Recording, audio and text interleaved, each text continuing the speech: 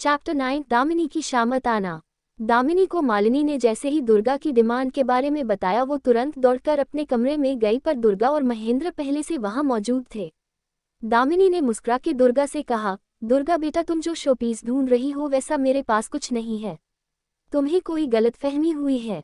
तभी एक नौकर उस शोपीस को लाके बोला, सो हमें ये मिल गया है, ये हमें बैग के नीचे मिला है। ये देखकर दामिनी के तो होश ही उड़ गए। वो शोपीस देखने में बहुत बदसूरत लग रहा था। उसे देखकर महेंद्र ने अपने मन में सोचा, इन औरतों को ऐसी चीजें क्यों पसंद आती हैं। महेंद्र ने उस शोपीस को दुर्गा को दिखाकर पूछा, बेटा क्या यही है वो जो तुम्हें चाहिए था। दुर्गा ने उस शोपीस को अपने हाथों में पकड़कर कहा, जी यही है वो। थैंक यू पापा। ये कहते हुए दुर्गा ने वो शोपीस छोड़ दिया, जिससे वो जमीन पर गिर के टूट गया। दुर्गा ने कहा, उप सॉरी, मेरे हाथ से फिसल गया। अब तो दामिनी की हालत खराब हो गई थी, क्योंकि उस शोपीस के टूटने से उसके अंदर छिपाए हुए उसके पैसे और कार्ड सबके सामने आ गए थे। वो समझ गई थी कि दुर्गा ने ये सब जानबूझकर किया है। दुर्गा ने भी दामिनी को देखकर आंखों से इशारों में कहा, हाँ मैंने ये जानबूझकर किया है। दुर्गा ने अपना नाटक जारी रखते हुए कहा, ओह आई एम सो सॉरी, पर ये क्या है। हाँ, छुपाया हुआ पैसा और डेबिट एंड क्रेडिट कार्ड्स। उद्धरण चिन्ह। दामिनी ने महेंद्र के पास जाके कहा, जान जैसा सब देख रहा है वैसा कुछ भी नहीं है, मुझे एक मौका दो, मैं तुम्हें सब कुछ समझा दूंगी। महेंद्र ने दामिनी के गाल पर एक जोरदार थप्पड़ मार के कहा, अब क्या समझाओगी तुम। मैं तुम्हारे खाने पीने का, कपड़ों का, तुम्हारी हर चीज का खर्चा उठाता हूँ, और फिर तुम्हारी इतनी हिम्मत कि तुमने मुझसे पैसा छुपा के रखा। क्यों छुपा के रखा है तुमने ये पैसा। बताओ अभी कौन सी जरूरत बाकी है जिसके लिए ये पैसा छुपाया है। कहीं तुम्हारा बाहर किसी के साथ चक्कर तो नहीं चल रहा। वैसे भी तुम्हारी असली औकात तो यही है। उद्धरण चिन्ह। महेंद्र ने एक नौकर से कहा, जाओ और मेरा हंटर लेके आओ, आज मैं इस औरत को अच्छा सबक सिखाऊंगा। दामिनी ने महेंद्र के पैरों में गिर के कहा, नहीं जान, ऐसा मत करो, मैं सच कह रही हूँ, मेरा कोई चक्कर नहीं चल रहा है। अब तक नौकर ने महेंद्र को हंटर दे दिया था। महेंद्र ने दामिनी को हंटर से मारना शुरू कर दिया। दामिनी दर्द से चिल्लाने लगी। ये सब देखकर दुर्गा ने अपने मन में सोचा, वाह क्या जाना पहचाना सीन है। महेंद्र चौहान ने दुर्गा की मां मेघा सिंघानिया से पैसों के लिए शादी की थी, क्योंकि वो एक अमीर घर की इकलौती बेटी थी और महेंद्र चौहान एक मामूली सा आदमी था। ये घर, ये जायदाद सब मेघा चौहान का है। महेंद्र चौहान ने मेघा चौहान का पैसा दामिनी पर उड़ाया और मेघा चौहान के मरने के बाद महेंद्र चौहान ने ये सब कुछ अपने कब्जे में ले लिया। महेंद्र चौहान को पैसा अपनी जान से ज्यादा प्यारा है, तो वो ये कैसे बर्दाश्त कर सकता है कि वही सेम चिलबाजी उसके साथ करे। आज दामिनी खुद को महेंद्र चौहान से नहीं बचा सकती। एक पुरानी कहावत है, हिट वेयर इट हर्ट्स, यानी कि अगर किसी को तकलीफ देनी हो तो उसे वहां मारो जहां उसे सबसे ज्यादा दर्द हो। कुछ देर बाद बेसमेंट, दुर्गा का पुराना कमरा। मालिनी अपना सामान लेके इस कमरे में आई तो यहाँ की हालत देखकर घबरा गई। इस कमरे में जगह जगह बड़े बड़े जाले लगे थे, बड़े बड़े चूहे वहां घूम रहे थे। पूरे कमरे में धूल छाई थी। कमरा बहुत गंदा था, पेंट भी यहाँ सालों से नहीं हुआ था। दुर्गा वहां आए और पीछे से मालिनी के कान में बोली, माय लिटिल सिस्टर, क्या तुम्हें अपना नया कमरा अच्छा लगा। वैसे भी तुम्हें तो हर वो चीज अच्छी लगती है ना जिस पे मेरा हक होता है, तो एंजॉय करो अपने नए कमरे को। दुर्गा इतना कहकर वहां से चली गई। दुर्गा के जाने के बाद मालिनी ने गुस्से में अपना बैग फेंकते हुए चिल्लाकर कहा, दुर्गा चौहान, तुमने मेरे साथ अच्छा नहीं किया, मैं तुम्हें छोड़ूंगी नहीं। तभी दामिनी वहां आते हुए बोली, मालिनी अपने गुस्से पर थोड़ा काबू रखो, तुम्हारे पापा का गुस्सा अभी अभी शांत हुआ है, अब तुम ऐसा कुछ मत करना जिससे उनका गुस्सा फिर से बढ़ जाए। मालिनी ने देखा कि दामिनी की एक हाथ पर प्लास्टर था, सिर पर चोट लगी थी और दोनों गाल सूजे हुए थे। पूरे शरीर पर जगह जगह हंटर की मार के निशान थे। ये देखकर मालिनी ने दामिनी के लिए फिक्र जताते हुए कहा, माँ ये सब क्या है, आपकी ऐसी हालत कैसे हो गई, क्या ये सब पापा ने किया है। पापा आपके साथ ऐसा कैसे कर सकते हैं। दामिनी ने दांत पीसते हुए कहा, it's all thanks to that bitch, उसने मेरा सारा छुपाया हुआ पैसा तुम्हारे पापा के सामने ला दिया। उन्होंने आज मुझे तब छोड़ा जब मैंने उनसे झूठ कहा कि ये पैसा ज्वेलरी और कार्ड्स मुझे मेरे मायके वालों ने रखने के लिए दिया था और कहीं गलती से खर्च ना हो जाए, इसलिए मैंने उसे छुपा कर रखा। इस दुर्गा को कभी माफ नहीं करूंगी मैं। उद्धरण चिन्ह। मालिनी ने दामिनी का हाथ पकड़ कर कहा, माँ इस दुर्गा से तो हम बाद में निपट लेंगे, लेकिन पहले आप मेरी बात सुने, मुझे अब माहिर से शादी नहीं करनी। दामिनी ने हैरानी से कहा, क्या? लेकिन तुम तो माहिर को बहुत पसंद करती थी ना, तो अब अचानक क्या हो गया? मालिनी ने कहा, हाँ मैं उसे पसंद करती थी, पर सिर्फ तब तक जब तक कि मैंने शिवाय सिंह राठौड़ को नहीं देखा था। जब से मैंने शिवाय को देखा है तब से माहिर मुझे बहुत गरीब और बदसूरत लगने लगा है। वैसे भी मैं नहीं चाहती कि दुर्गा का भी मुझसे बेहतर सिचुएशन में हो।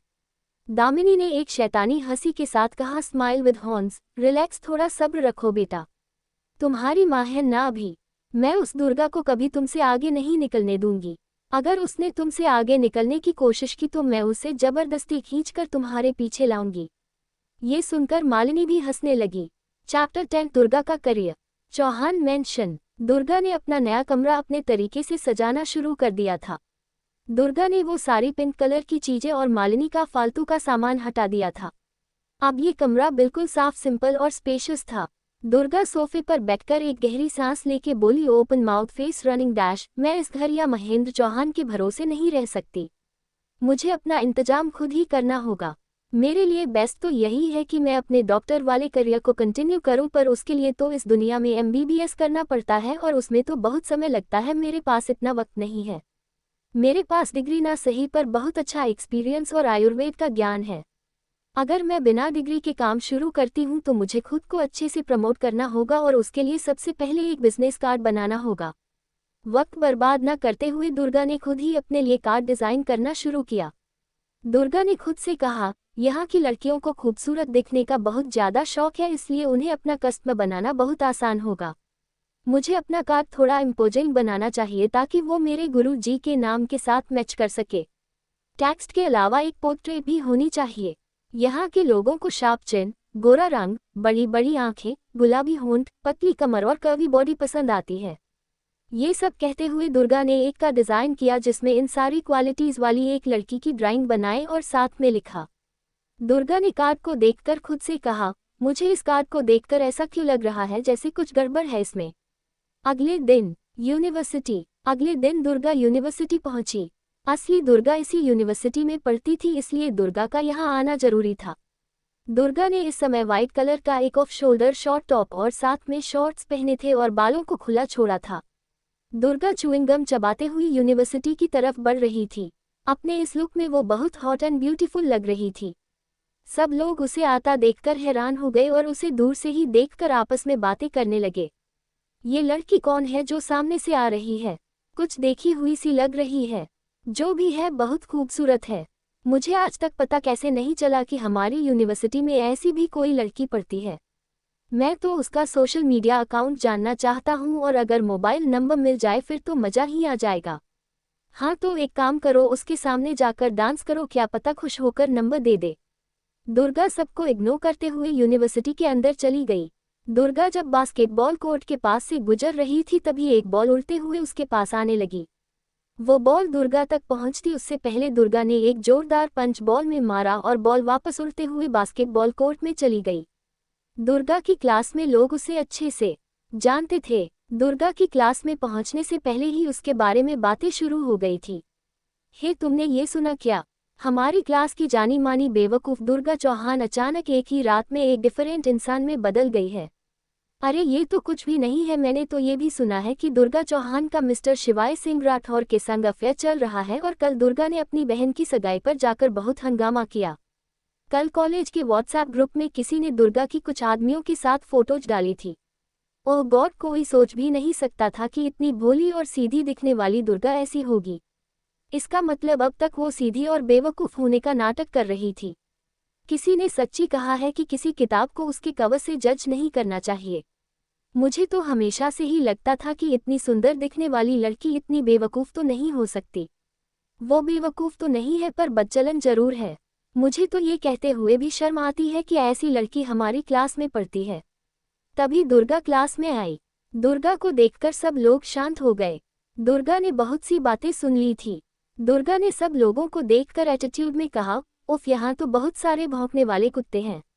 तभी एक लड़का उठकर दुर्गा के सामने आया और उसे गंदी नज़रों से देखते हुए बोला, दुर्गा चौहान, मैंने सुना है कि तुम हमारी यूनिवर्सिटी के बाहर एक प्लेगर्ल हो। मैं तुमसे बहुत इम्प्रेस्ड हूँ कि तुम सेम टाइम पर इतने सारे लड़कों को संभाल लेती हो। लेकिन तुम्हें यूनिवर्सिटी के बाहर के लड़के ही क्यों पसंद हैं? कुछ मजा अपने क्लासमेट्स को भी लेने दो। मैं तुम्हें विश्वास दिलाता हूँ कि मैं तुम्हें सेटिस्फाई कर दूंगा। अब तक तुम जिन लड़कों के साथ सोई हो मैं उनसे कई बेहतर हूँ। दुर्गा ने एक शैतानी मुस्कान स्माइल विद हॉर्न्स के साथ कहा, तुम मुझे सेटिस्फाई करोगे, पर मुझे तो इस बात पर शक है। मुझे नहीं लगता कि तुम 30 सेकंड से ज्यादा टिक सकते हो। ये सुनकर वो लड़का गुस्से में लाल पीला हो गया और बोला, पाउटिंग, क्या बकवास है ये? तुम क्या कहना चाहती हो कि मेरी किडनी में प्रॉब्लम है? तुम जानती नहीं हो मुझमें घोड़े जैसी। वो लड़का इतना ही बोल पाया था कि दुर्गा ने उसकी कलाई पकड़कर हंसते हुए कहा, एक रात में 7 बार? मेरा मतलब है कि क्या तुम एक रात में कम से कम 7 बार उठते हुए अपने फ्रीक्वेंट एंड पेनफुल यूरिन की वजह से? उस लड़के ने हैरानी से कहा, ये तुम्हें कैसे पता चला? ये बात उस लड़के के मुंह से गलती से निकल गई। उसने अपने मन में कहा, काफी समय से मेरी आधी से ज्यादा रात बाथरूम में गुजर जाती है, लेकिन मैंने आज तक ये बात किसी को नहीं पता लगने दी और इसने एक बार में सबके सामने मेरी बीमारी और उसके एग्जैक्ट लक्षण बता दिए। लेकिन कैसे? अब लोगों ने उस लड़के के बारे में बातें बनाना शुरू कर दिया। क्या वाकई इसको किडनी में प्रॉब्लम है? पर इसकी उम्र तो बहुत कम है, अभी से ऐसी परेशानियां हैं इसको। इसका चेहरा तो देखो कितना पीला पड़ा हुआ है, मुझे तो ये सच में बीमार लगता है। ये सब सुनकर उस लड़के को गुस्सा आने लगा। वो दुर्गा को पंच करने के लिए उसकी तरफ बढ़ा। ये देखकर दुर्गा से अपना बैग फेंककर उसके सिर पर मारा, जिससे बालों का बिग निकल गया और उसका लगभग टकला सिर सबके आ गया। वो लड़का पूरी तरह से टकला नहीं था, पर उसके बाल बहुत ज्यादा झड़ चुके थे। इसे छुपाने के लिए वो बिग का इस्तेमाल करता था। दुर्गा ने उसे देखकर कहा, अस्टोनिश्ड फेस, अरे तुम्हारे बाल तो बहुत ज्यादा झड़ रहे हैं। इससे पहले कि तुम पूरी तरह से टकले हो जाओ तुम्हें किसी अच्छे डॉक्टर को दिखा लेना चाहिए। अरे इस बात से याद आया कि मैं अपना नया परिचय तो दिया ही नहीं। मैं दुर्गा चौहान एक बहुत ही जीनियस और चमत्कारी डॉक्टर हूँ। मैं किसी भी होपलेस बीमारी को ठीक कर सकती हूँ। वैसे तो तुमने मेरे साथ बहुत बुरा बर्ताव किया है, पर मैं एक एथिकल डॉक्टर हूँ और तुम मेरे क्लासमेट भी हो। इसलिए अगर तुम मेरे पास आकर अपना इलाज कराते हो तो मैं तुम्हें 20% का डिस्काउंट दूंगी। ये देखकर सभी लोग उस लड़के पर हंसने लगे। वो लड़का वहां से अपना बैग उठाकर जल्दी से जाते हुए बोला, मैं तुम्हें इस बार छोड़ रहा हूं क्योंकि मुझे अभी अभी याद आया है कि मुझे ऑनलाइन एक असाइनमेंट सबमिट करना है और एक ऑनलाइन कोर्स की क्लासेस भी है। पर ये बात अभी खत्म नहीं हुई है, अगली बार मैं तुम्हें देख लूंगा। ये कहते हुए वो लड़का वहां से भाग गया।